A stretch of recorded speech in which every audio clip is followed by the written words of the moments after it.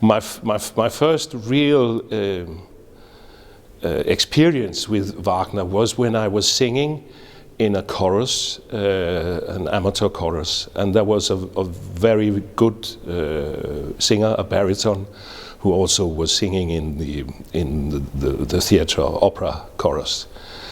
And in spite of being a baritone, he wanted to sing all the heavy tenor parts in the Wagner operas, and he did in every occasion try and do it. And we talked about music a lot and about Wagner. So that was when I was 19, 20, 21, in that age. My very first vocal part was some Edler in Parsifal or something like that. No, Lohengrin, one of the, but that's a very, very short part. The first a little longer part was Walter von der Vogelweide in Tannhäuser, actually, which is indeed a very lyric part. It's not a heavy tenor part, it's more like a lyric tenor. So my first of the heavy parts was Siegmund in Die Walküre, and that was in '93. I sang that for the first time. Almost all of my Wagnerian parts I sang for the first time in my home theatre in Copenhagen in Denmark.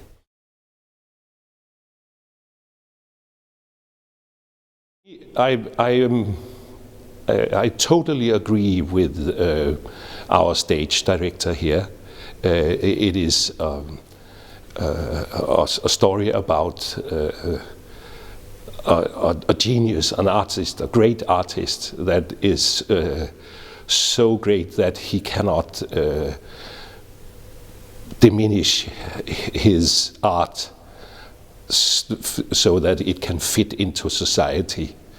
He has to tear down the borders and do something that provokes, and not to provoke, but it's the only possible way he can work to tear down the walls and the boundaries of normal moral. It becomes, in this case, a story about a kind of madness, but in an artist of that kind we try to tell about in this Tannhäuser. The difference between madness and genius it's very small. It's hardly notable, as you can hardly see it. It's almost the same to be totally insane and to be a genius in that sense. In the first scene, the part that is Tannhäuser's part is sung by a person in this movie that Tannhäuser is shooting.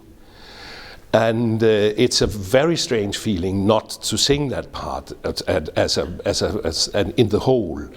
But the idea it's working. I can only say it's working. And of course I like to sing the whole part, but in this context it makes sense. It is a very difficult part. It's considered to be one of the most difficult parts he wrote for the tenor voice. And I think that the reason is that Wagner had not yet found his style. So he's composing a lot of it in a kind of old-fashioned style. Meyerbeer, who he hated, but he wrote music like him at the beginning, and that is it's very high and a little bel canto with edges, you could say, with a heavy bel canto style.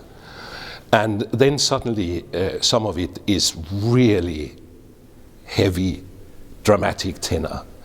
And it changes back and forth between those two So it's like elements. you must have two voices. A little, yes, in that sense, yes, it is.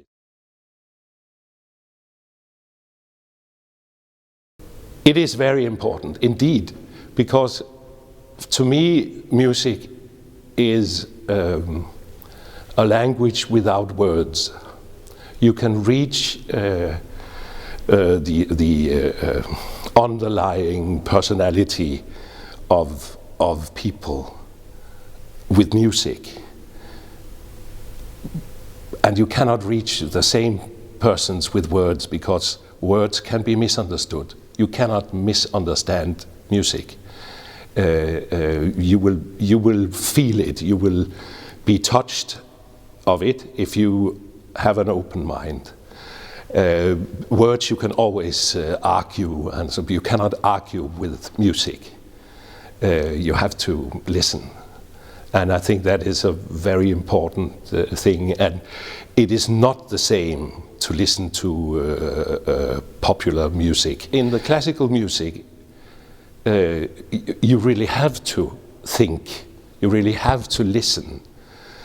Whereas in the popular music, you